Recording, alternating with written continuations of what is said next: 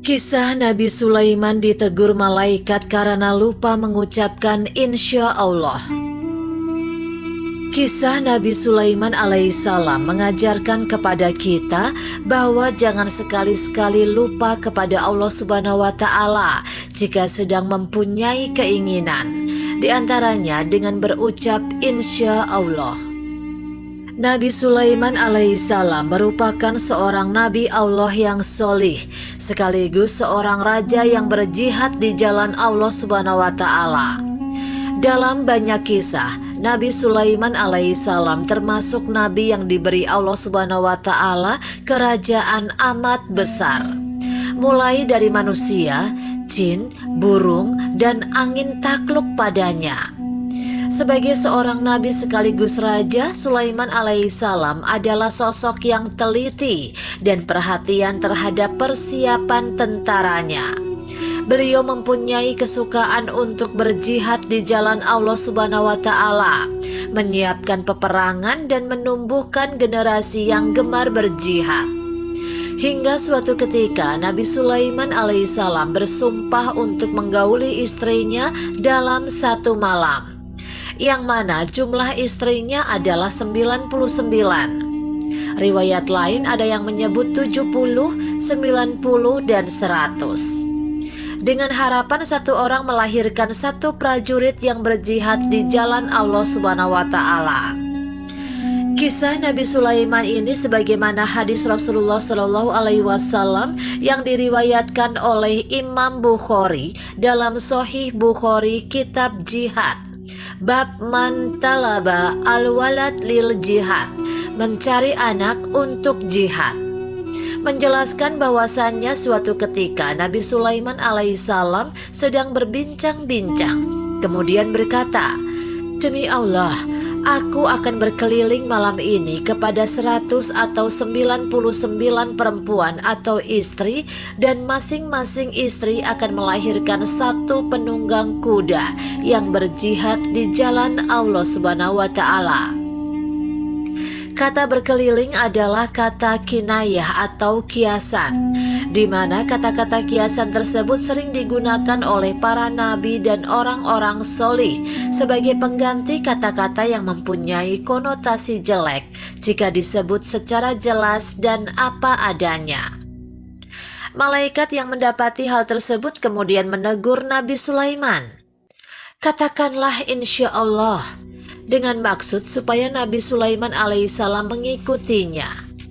Namun Nabi Sulaiman alaihissalam yang sedang sibuk memperhatikan pasukannya lupa untuk mengucapkan kalimat insya Allah. Setelah berkeliling untuk menggauli para istrinya, Nabi Sulaiman alaihissalam merasa bahagia karena merasa akan mempunyai prajurit-prajurit baru. Namun harapan dan kenyataan yang terjadi justru berbanding terbalik.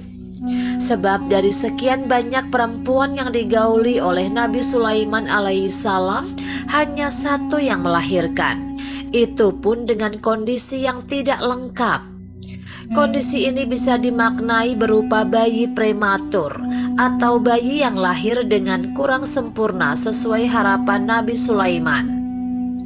Usut punya usut, ternyata ketika Nabi Sulaiman alaihissalam bersumpah untuk menggauli para istrinya dengan maksud supaya mendapatkan keturunan yang bisa jihad di jalan Allah Subhanahu wa Ta'ala, tidak disertai dengan ungkapan insya Allah.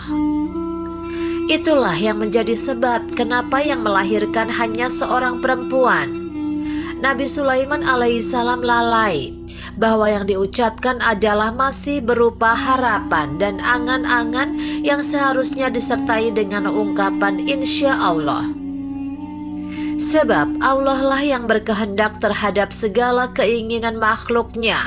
Tentu saja jika Nabi Sulaiman mengucapkan insya Allah, niscaya mereka akan berjihad di jalan Allah dan keinginannya akan lebih tercapai.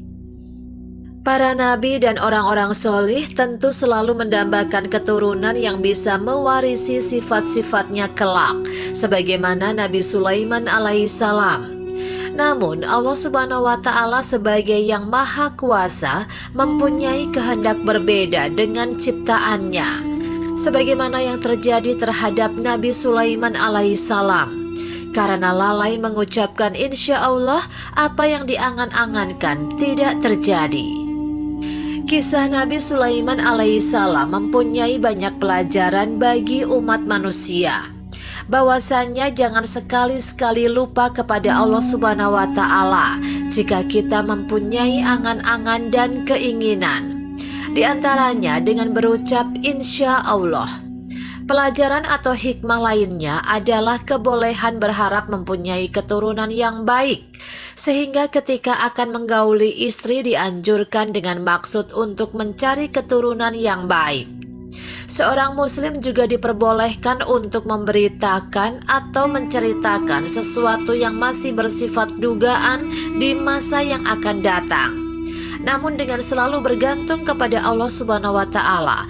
Misalnya, insya Allah saya nikah di bulan depan, sehingga jika hal tersebut tidak terjadi, maka tidak akan memunculkan kekecewaan dan tidak ingkar terhadap sesuatu yang sudah menjadi janji. Wallahu a'lam bishawab.